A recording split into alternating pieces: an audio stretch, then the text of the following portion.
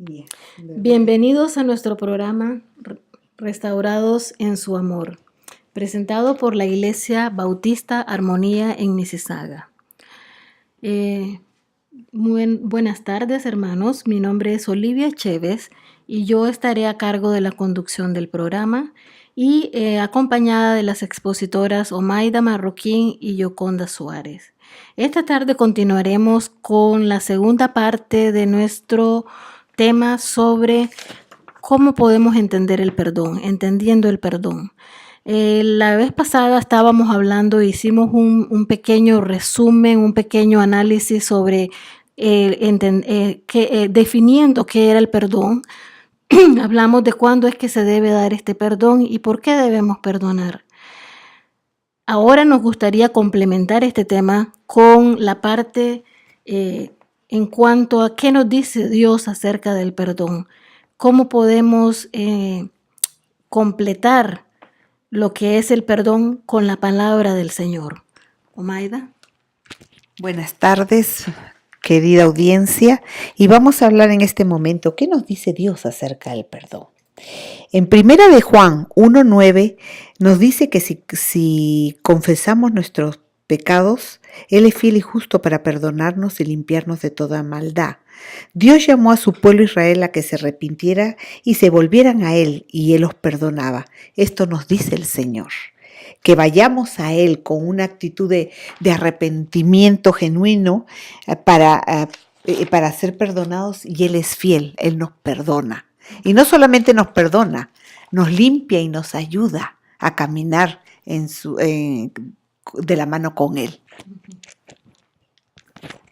Yoconda, ¿tú tienes algo que agregar? Sí, lo que estaba diciendo Omaida acerca del perdón, es importante entender que el Señor nos dice en su palabra que perdonemos incondicionalmente, ¿no? Cuando nuestro Señor Jesucristo le dijo a Pedro que perdone no 7 veces, sino 70 veces. 7. La palabra del Señor, hay numerosos pasajes que nos hablan acerca del perdón. Proverbios 17:9. Es interesante porque dice el que perdona, ahora estoy leyendo de mi versión nueva internacional. Dice, el que perdona la ofensa cultiva el amor. Mire qué interesante eso. El que perdona la ofensa cultiva el amor o da terreno para que el amor florezca o se dé. El que insiste en la ofensa divide a los amigos. O sea, que cuando perdonamos según lo que dice Dios o según Dios, vamos a darle paso al amor. Cuando no perdonamos, damos paso a la división. Tristemente así pasa, ¿no? Porque prevalece sobre nosotros el rencor, el dolor, el egoísmo, la revancha, ¿no? Y eso no es fácil. ¿Y cuál es el proceso que debemos de seguir para llevar a cabo el perdón? ¿De qué se trata el perdón básicamente? ¿Qué crees tú, Omaida, que podemos desarrollar para hacer el proceso del perdón? El perdón trata de olvidar y perdonar a la persona que te hizo daño y no buscar venganza, y que eso Dios condena, sino dejarlo en la justicia de Dios. En Romanos 12 nos dice, 12, 17, 18 y 19 nos dice, mía es la venganza, Él es el que se encarga de hacer justicia sobre las personas que están padeciendo injusticia, ¿no? Entonces, tenemos que dejar todo eso en las manos del Señor, de poder, de perdonar, ser honestos, sinceros con nosotros mismos, porque muchas veces decimos, sí, te perdono, pero internamente no hemos perdonado. Y el perdón no solamente es olvidar y perdonar, sino una actitud de entablar una amistad, un compañerismo con la persona que se arrepiente verdaderamente y nos pide perdón. O sea que en este caso no se vale decir te perdono, olvido, pero no te quiero cerca de mí. Porque muchas veces tenemos esa expresión. Triste, ¿no? Porque sí, te quiero lejos. No me toques, no estés cerca de mi familia, no entres en mi vida más porque ya tuviste tu oportunidad. ¿Qué piensas de esto, Yoconda? Sí, y también depende. Porque si estamos hablando de una persona, a ver, pongamos el cuadro más crudo. Si estamos hablando de una persona que es un violador de niños y es una persona que no es una o dos veces y uno puede decir, ok, perdono, pero yo no quiero a esa persona cerca de mis hijos, ni tampoco lo voy a poner en el ministerio de los niños ni de los jóvenes, porque sabemos la debilidad de esta persona. Y si lo amamos y lo restauramos, vamos a hacer que esta persona sea contable ante otros. O sea, no vamos a habilitarlo para que la maldad sea tentado a hacer esta maldad, ¿no? O cometer estos actos que son dañan a los demás. Entonces podemos perdonar, la persona se arrepiente, lo restauramos, pero siempre lo mantenemos contable de que esa persona significa entonces que no más va a poder trabajar con niños por su historial. Dios lo perdonó, todo eso, pero nosotros tenemos que tener en cuenta que hay que poner límites, ¿no? Por el bienestar, si se trata de situaciones drásticas como eso. Quería compartir este pasaje en Colosenses 3:13. La Nueva Versión Internacional dice, de modo que se toleren unos a otros, y acá no estamos hablando de cosas graves, estamos hablando de diferencias, gustos, a mí me gusta esto desayuno, a ti te gusta aquella cosa, ¿no? Tolerarnos unos a otros y se perdonen si alguno tiene queja contra otro. Y siempre tenemos queja contra otros porque para criticar y verle los defectos a otros, llámennos, ¿ok? Especialmente si estamos tratando en la pareja del matrimonio. Yo puedo tener mi lista de 60 cosas o quizás más, 100 cosas por las cuales me quejo de mi esposo, pero no me doy cuenta que quizás él tenga 200 contra mí. Entonces tenemos que ser tolerantes hacia otros, de que tienen sus gustos, tienen su forma y eso no significa que no me quieren o no me prefieren o etcétera, ¿no? Que las susceptibilidades que podamos nosotros muchas veces dañarnos o dolernos por eso. Pero sigue diciendo la palabra, a ver si termino de leer el pasaje, Colosenses capítulo 3, versículo 13, ¿verdad? Si seguimos leyendo el pasaje, ¿qué dice? Dice, de modo que se toleren unos a otros y se perdonen si alguno tiene queja contra otro. Así como el Señor los perdonó, perdonen también ustedes. Siempre la base es cómo el Señor nos trató. La gracia y la misericordia que el Señor nos brindó. Y muchos dicen, ya, pero yo no soy Dios. Dios es perfecto, Él puede perdonar, pero yo no soy perfecto, yo no puedo perdonar. Es que yo no voy a perdonar por lo de mañana porque no sé lo que viene mañana. Yo perdono ahora, en el ahora.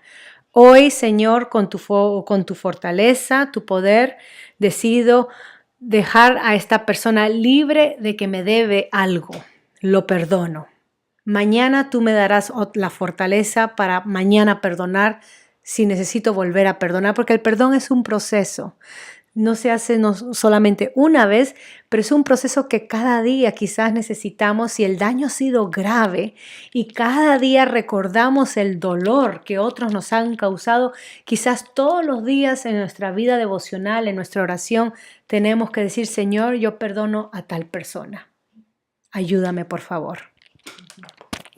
Cierto, es muy importante agarrarse de la mano del Señor, de la palabra, de su oración, en nuestras oraciones, para que Él nos dé la fortaleza, pedirle sinceramente para que Él nos ayude a sobrellevar el proceso del perdón.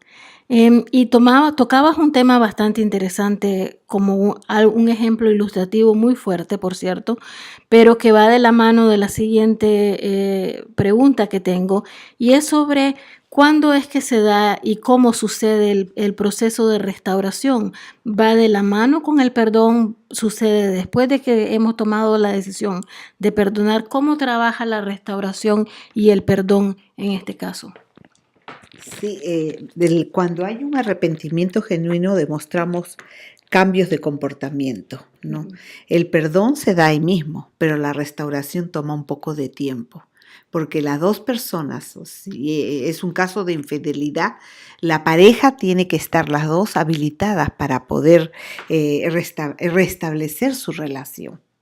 Y eso toma tiempo, porque el dolor todavía, eso a la persona afectada siempre le va a ir recordando en su memoria. Entonces tenemos que tener paciencia, el afectado tener paciencia y demostrarle a su pareja que verdaderamente ha cambiado y darle tiempo para que pueda sanar las heridas, curar ese dolor, ese resentimiento, esa ira, ¿no? Entonces toma tiempo, pero tienen que estar habilitados los dos, ¿no? Así es, por supuesto, tiene que tomar pasos o acciones, ¿no? Que demuestren que quiere cambiar y que quiere restaurar la relación y restaurarse a sí mismo en caso de que está cayendo o fallando en algún aspecto de su vida. Hablando de también en cuanto al perdón y la relación de pareja y la relación de familia, muchas veces nos encontramos con situaciones de abuso en la pareja, en la familia o en la relación de dos personas, ¿no? ¿Y cómo podemos nosotros enfrentar o resolver o actuar en un caso en que hay alguien que nos pide perdón continuamente pero no cambia? ¿Qué podemos decir acerca de esta situación que se da muy a menudo de personas que continuamente caen, piden perdón, quieren seguir ahí, que les den una segunda, tercera, y como dice la palabra, siempre debemos perdonar, pero ¿qué pasa? Porque se empieza a dar un círculo vicioso ahí.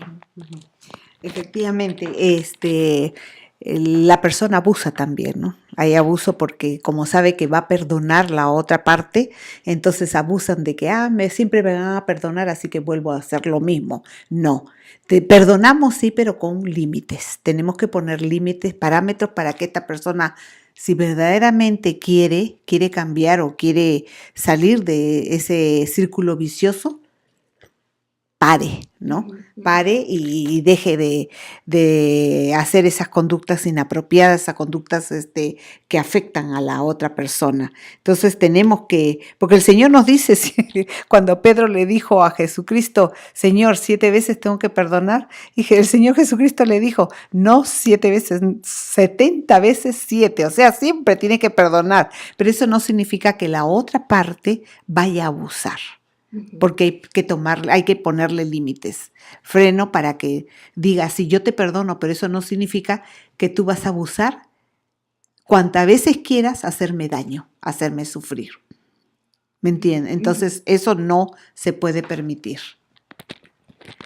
Gracias, sí, Olivia. Ponemos límite a la relación y no al perdón, claro, para aclarar. ¿Okay? Porque el perdón es incondicional, lo debemos dar. Entonces, cuando hablamos de poner límites, estamos hablando de la relación para que la maldad no sobrepase y cause más daño. La palabra del Señor en Isaías 55:7 dice, que abandone el malvado su camino. Este es el llamado de Dios, y el perverso sus pensamientos. La persona que va a esperar restauración, en este caso, Dios, cuando quiere que la persona se arrepiente y se restaure a Él en su relación, Dios espera que el malo abandone su mal camino y venga a Él y sus malos pensamientos. Entonces podemos aplicarlo lo mismo en nuestras relaciones. Perdonamos, pero ahora la persona quiere tener una relación con nosotros, entonces le pedimos que abandone su mal camino, sus malos hábitos, lo que está causando daño, su mal comportamiento. Y dice Isaías 55:7, que se vuelva el Señor a nuestro Dios, que es generoso para perdonar, que debe ser nuestra actitud de ser generosos para perdonar, y de Él recibirá misericordia. Y la misericordia es cuando damos algo que no merecemos. ¿Okay? Nosotros merecemos castigo, muerte, pero Dios en su misericordia no nos da castigo ni muerte, sino nos da perdón y amor cuando confesamos y venimos a Él. Entonces, una persona que es abusiva en una relación, nosotros le decimos a la víctima del abuso, tienes que perdonar. Y la persona lo perdona, pero eso significa que debe de hacer todo lo posible para que el abuso, que es pecado, maldad, pare. Y acá es cuando estamos hablando de poner límites. ¿Cómo una persona puede poner límites? Hablando en la mujer, ¿no? Porque las estadísticas en general dicen que las mujeres son las que sufren más abuso. Si una mujer, una esposa es abusada y nosotros nos envolvemos en la iglesia y muchas veces por el qué dirán, o si la persona que es abusiva es un líder de la iglesia, ¿no? Y no queremos dañar el ministerio de nuestro esposo, entonces la mujer quizás uno sufra en silencio y delante del Señor, pero lo estoy perdonando porque Señor tú me dices que debo de perdonarlo. Pero la Biblia habla de limitar la maldad. Y cuando alguien abusa a otra persona, esa es injusticia. Entonces yo perdono, pero tengo que limitar la maldad. ¿Cómo lo hago? Quizás la persona tiene que llamar a su pastor o a otras personas para poner a esta persona, confrontar a esta persona en amor y a cuenta que debe de dejar de dañar su relación, ya sea abuso físico, verbal, emocional o sexual, como lo esté haciendo, el controlar. Si la persona no hace caso, se puede llegar hasta que se tiene que proteger a la mujer, como ayudarla a que se separe, para que esa persona, para que el esposo se vea contra la espada de la pared, que eso es el costo de su mala conducta, de su perverso camino, que va a perder a su esposa. Y así entonces quizás la separación lo haga despertar y buscar ayuda. Porque mantener la relación solamente porque Dios dice que el matrimonio es santo y debemos mantenerlo donde el esposo le está cayendo a golpes o está maltratando a su mujer, va a llegar a una desgracia y nosotros tenemos que proteger las vidas de las personas. Entonces hay que usar sabiduría y saber cómo presentar los principios bíblicos, pero siempre debemos perdonar. Lo que limitamos es la relación. Claro que sí, y sobre todo también igualmente se aplica a los casos de infidelidad, a los casos de alcoholismo, a los casos de engaños, mentiras, a los casos de juegos, de gente que son compulsivas a jugar. Tiene que haber un proceso de restauración, como ustedes hablaban, el cual va acompañado de acciones, ya sea una consejería, ya sea un grupo que les ayuda a sobrepasar esos vicios, pero sí debe de ir acompañado definitivamente de una acción que vaya a sacar adelante y a restaurar esa relación, ¿no? Es muy importante también saber que tenemos que entender que debemos de frenar la maldad a través de esos límites y ser firmes en eso. Y se comprende en la consejería que muchas veces caemos de nuevo porque estamos dando una segunda oportunidad, una tercera oportunidad, hasta que vemos que no hay manera de restaurar o no se está cumpliendo con el auténtico acto de arrepentimiento, y es cuando de verdad debemos considerar, ¿no?, un cambio más drástico. Pero sin embargo creo que ha sido un tema muy, muy interesante. Es muy fuerte para nosotros tener que perdonar a alguien que nos ha hecho un daño, y especialmente cuando son daños muy, muy dolorosos, pero es un acto de amor, como tú decías, y eso fue algo muy importante. Es un acto de hacer cultivar el amor entre las relaciones que tenemos con nuestros seres queridos o con las personas en general que nos rodean. Muchísimas gracias, Omaida, muchísimas gracias, Yoconda, por estar participando en estas charlas de Restaurados en su Amor. Nuevamente les repito, esto es un segmento presentado por la Iglesia Bautista Armonía de Mississauga, y si tienen alguna inquietud, alguna pregunta, algo que quisieran complementar o aportar, pueden escribirnos a nuestro correo electrónico consejería.armonía1640@gmail.com, o también pueden visitar nuestra página web iglesiaarmonía2.wixsite.com/página web. Muchísimas gracias por su sintonía y nos veremos próximamente con un nuevo tema. Que Dios les bendiga.